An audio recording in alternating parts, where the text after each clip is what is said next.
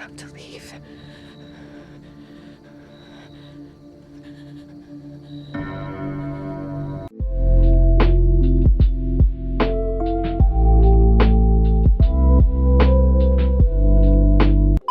I'm gonna keep it straight up with y'all. Sydney Sweeney was cooking with this movie. Now, for those that don't know, Immaculate was a movie Sydney auditioned for a while ago before Euphoria put her in a different starlight, and the movie never materialized.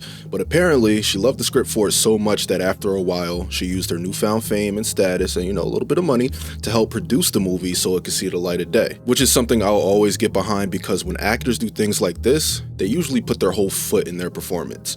Add on top of the fact that this is one of those religious horrors, which is my bomb diggity. I cannot lie, I'm a little biased when it comes to these things. They always are gonna go up maybe like half a grade with me. And I'm a Sydney Sweeney fan, like a real fan. Like one of maybe like 10 YouTubers out there who actually put out a video on Reality, which was like a HBO original, because it was so different from her usual work and she was getting labeled as this person that just acts as the angsty teen.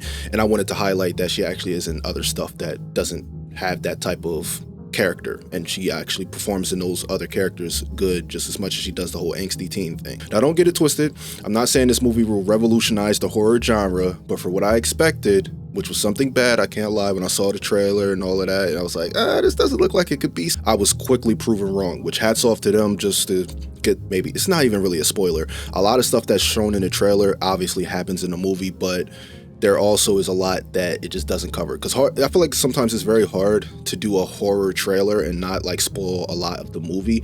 This movie, after watching it, I think did a pretty good job at kind of getting the feel of what the movie is going to be about, but also leaving a lot left for, the audience to consume when they actually go to the theater and watch it. So what exactly is Immaculate about? It's kind of like the nun version of Get Out.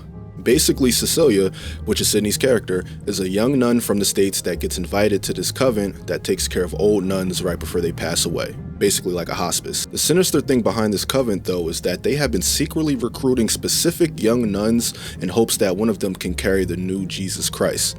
This is possible because the convent has one of those nails they use to nail Jesus to the cross in their possession, and they've been using the DNA from it to secretly impregnate the woman, sometimes knowingly, sometimes not. In Cecilia's case, it was definitely not. And most of the third act involves her attempts to escape and, kind of get out of this predicament. Throughout this movie, it's also made abundantly clear how much the people who run this place are against the naysayers and how much their blind belief turns a lot of them into fanatics at some point. Now, this movie is still pretty fresh, so I don't want to necessarily get into heavy spoiler territory.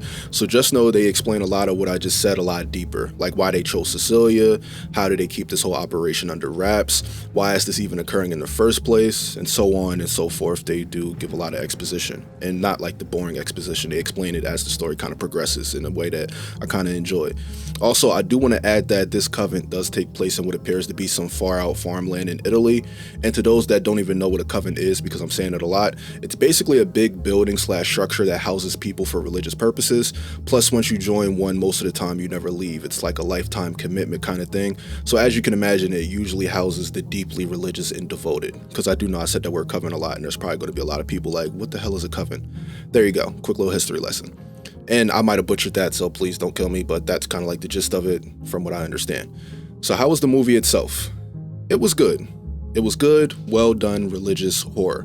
There's the occasional jump scare that never really works on me because you see them coming a mile away. Even when they kind of try to fake you out with it, you still see it coming a mile away. There was probably one or two that genuinely threw me off. Outside of that, the tone was decent. It feels like something was off from the get-go, and after every rope pull, it immediately feels like it was gearing up for another one. And for me, the highlight and or lasting impression from the movie will be the last scene. I'm not going to say what happened because it's a huge spoiler and the movie just came out, but hats off to Sydney because that was a clear showcase of commitment to a character, and it was very unsettling, which helps for sure.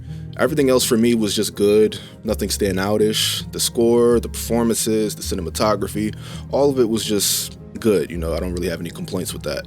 The deaths in this movie were pretty grisly, I would say. They definitely didn't shy away from showing how visceral some of the sequences were. I really love the runtime for this as well. An hour 30 for me personally when it comes to horror stuff is the sweet spot. Anything more kind of starts to feel like it's overstaying its welcome. And if I did have one major criticism, I would probably cut out the opening scene entirely. It lets us know as the audience what Cecilia is about to get into, but the selfishness in me kind of wished I would have learned along with her. I feel like that would have made a lot of the revelations jump out the page a bit more. Get it? The book of Revelations, jump out the page because, the Bible, I'm here all week. Speaking of jokes, I did enjoy the audience character we had in this movie. And by audience character, I'm talking about the one who reacts how we as the audience would, the one who smells the bullshit a mile away and states the obvious that everyone in the movie is ignoring. Sister Mary was her name in the movie. Shout out to Sister Mary. Yeah, they got Sister Mary up out of there when she had enough of the shenanigans and started, kind of shouting and stuff like that. The movie also seems to take place in current time, but the convent itself feels trapped in some older time period by just the architecture, and obviously nun clothing hasn't changed that much over the years. They haven't really innovated that much, but it was stuck on my mind while watching it. Like, damn, this movie occurs in like the present day. Like, it seems like it occurs in like the 2020s. But the setting doesn't feel that way. It feels like you could say this movie takes place in like 1930 something and nobody would like look at you crazy. Which obviously that's done intentionally, I know, but it was on my mind for the lot of the movie, so I had to say it. As far as this maybe getting another installation, I wouldn't be mad at a prequel. Maybe take it back to the first woman they tried it on, and because they did say it's been going on for 20 years or so, maybe go back to they weren't as good as covering it up and things were handled a lot more sloppy. I think that could be something. If not though, that's cool, but like I said, this genre of horror is my thing, so I'm always down for more of it, when done right at least, because sometimes it's not. And you get things like The Nun, which, man, I cannot wait to put out a review on the whole Conjuring series, which is coming soon, by the way. When I say coming soon, I mean like next few months. I'm not sure, but I definitely want that to be the first franchise because there's a lot of movies I haven't seen. In fact, most of the Conjuring stuff I have not seen. I've seen The Nun, I've seen the first one, and I think doesn't Annabelle also kind of take place in the same universe as The Conjuring? I've also seen the first Annabelle, but I haven't seen most of them, so I'm very interested to cover that genre, or that franchise. So back to Immaculate. Grade rating, I'll probably go with a solid B+.